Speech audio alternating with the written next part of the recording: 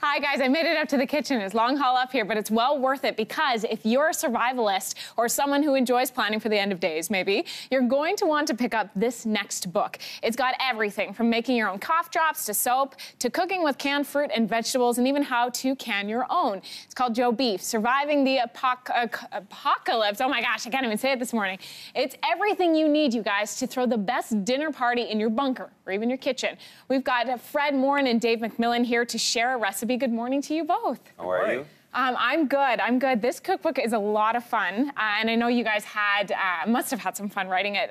Why did you pick the apocalypse as inspiration? Oh, there's lots of themes about the apocalypse that we enjoy. Fred and I just enjoy survivalist things, making turnip soup, preparing for the end of days, family dinners in the bunker, lentil soup, all these things. A lot of fun. You're living your life to the fullest when you're living it to the end of days. Building a first aid kit, building a fishing kit is like one of our best pleasure in life. Oh, really? Oh, yeah. I wouldn't have guessed that. Try it. I will. I'll give it a try this weekend. Weekend plans.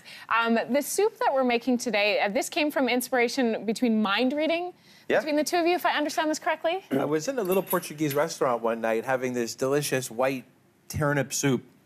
I'm bending the spoon with my mind. Okay. No, David, you keep on going.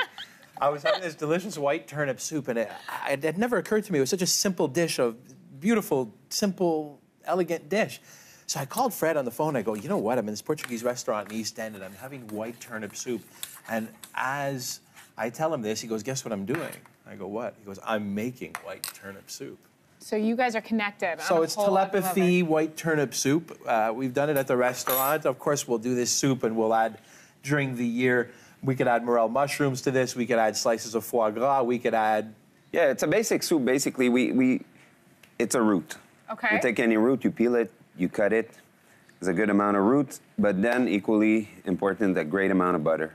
And you just cook the root slowly. And it's very important to have your stove on like medium low. Okay. You let it cook, you let it cook. You put a lid on, you let it cook, you let it cook. And then it gets all mushy like this one, right? Okay, wow. And then, because you have a nice outfit and I don't want to splatter it with turnip soup, I'm not going to do it. So we did the magic one under that you guys do on TV. Oh, perfect. And we buzzed it. And you don't need to like cook it anymore. It's just we add milk and we buzz it. Very little amount of milk and a lot of salt too. It's actually one of the easiest soups to make in soup making. Well, and this is a perfect time for root vegetables. Like, it's getting cold. We've got everything left over from harvest.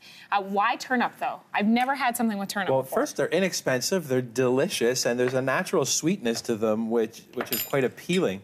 They're a little bit bitter, so grown-ups like them too. Well, there you go. We feel very much like grown-ups. Can I taste it? Can I try it? Yeah. I know you guys, we're not just fans here in Canada, but you've also had some big names as fans of yours. And I know Anthony Bourdain had a lot of wonderful things to say about your first cookbook. And he also had very inspiring words to say about this one as well. What was your relationship with him? We did many shows with him over the years. We've had a 12-year relationship with him from the beginnings when he was just an author through his TV career. He brought us back as regular guests several times over the years, and we collaborated on dinners in the U.S. here and there. Yeah, it was a big loss. We miss him dearly. Yeah, well, well earned, the praise from Anthony. Thank you. This soup is fantastic. Isn't it? Thank you. Seriously, like you said, simple, elegant, creamy. I feel like if I served this at a dinner party, I've made it. Yeah, you look like you know what you're doing. Thank you so much, you two, for being in here this morning. Thank you so much. Say hi to Ben. Pardon? I'd say hi to Ben. I will. I know he's on vacation, so I got to taste the food tonight. Lucky me.